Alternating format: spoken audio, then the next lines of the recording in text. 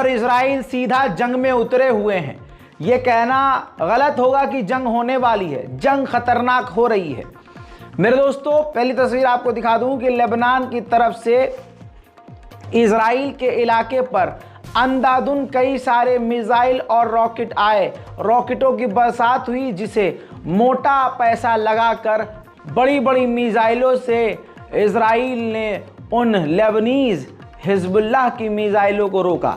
Video देखिए।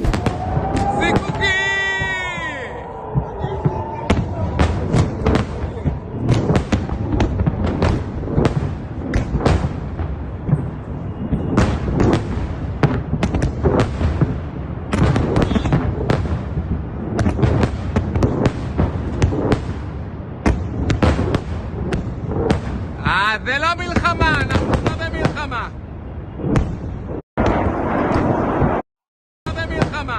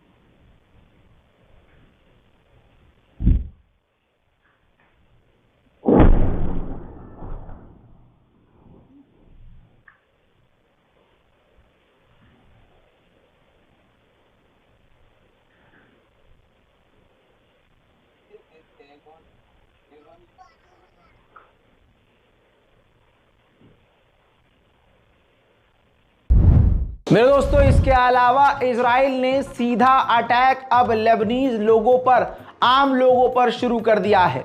ये 3 Lebanon के आम लोग इजराइल के खतरनाक हमलों में मारे गए हैं। देखिए, इजराइल के डिफेंस मिनिस्टर ने अपने मुंह से कह दिया है कि हम बहुत करीब हैं, 1 कदम दूर हैं, सीधा इजराइल और लेबनान की खतरनाक जंग से सिर्फ 1 कदम दूर है, लेबनान से खतरनाक जंग शुरू हो जाएगी। वहीं लेबनान के प्रधानमंत्री ने कहा है कि बातचीत कई देशों से चल रही है कि रमजान से पहले बॉर्डर का तनाव कम हो जाए, लेकिन आपको बता दूं, इजराइल मानेगा नहीं। उधर अमेरिका ने हमास से कहा है कि जिद छोड़ो और आपके पास जो यहूदी कैदी जिंदा बचे हैं उनकी लिस्ट इजराइल को सौंपो।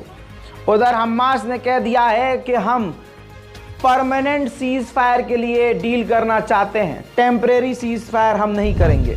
लाल सागर में खतरनाक हमले और जंग की वजह से अंतर्राष्ट्रीय लेवल पर कई देशों को बड़ा नुकसान उठाना पड़ सकता है। समुद्र की तह में हजारों तारें बिछी हुई हैं, कम्युनिकेशन तारें, सैटेलाइट की तारें, टेलीकॉम की तारें, कई तरह की। उनमें से 3 अहम तारें ब्रिटेन और अमेरिका के हमलों की वजह से कट गई हैं पूरी तरह से।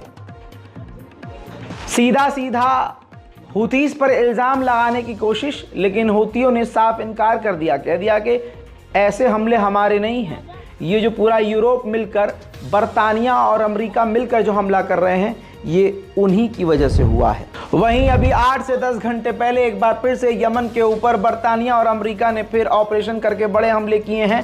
हर 2-3 घंटे के अंदर इस तरह की खबर आ रही है कि यमन पर मिसाइलें या रॉकेट दागी जा रही हैं। यूरोप के और भी देशों की तरह अब इटली भी तैयार हो गया है लाल सागर में यमन के खिलाफ, हुतीस के खिलाफ अपना युद्धपोत भेजने के लिए।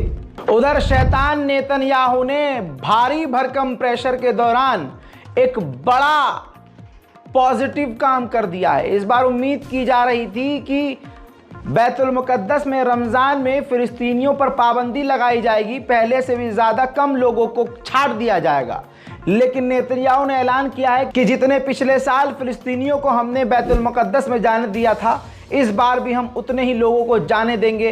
किसी को मतलब अगर मान लीजिए 1 लाख लोगों को इजाज़त दी है तो 1 लाख लोग जाएंगे। ऐसा नहीं कि जंग की वजह से 50,000 हम जाने देंगे और 50,000 को मना कर देंगे। दोस्तों, अगर ऐसा होता है तो अपने में ये काफ़ी बड़ी राहत की बात है। वहीं अमेरिका के व्हाइट हाउस के स्पोक पर्सन ने सीधा कहा है कि गजा में जो बच्चों की मौतें हो रही हैं, हमने इजराइल को सीधा टोका है कि ऐसा नहीं हो सकता, बच्चों का कत्ल और बच्चों की मौतें नहीं बढ़ सकती। रोको और कुछ भी करो, ज़्यादा से ज़्यादा गजा के अंदर मदद पहुंचाओ। सुनिए। I have a question actually about a statement from a group of UN experts today. Among the things that they said are that 15 children have died of starvation at Kamal Adwan Hospital in northern Gaza, appearing to corroborate earlier reporting from the Gaza-based health ministry. Does the administration hold Israel responsible for these deaths? And I'll have a follow-up. So the situation, thank you for announcing your follow-up. The situation is clearly horrific in Gaza.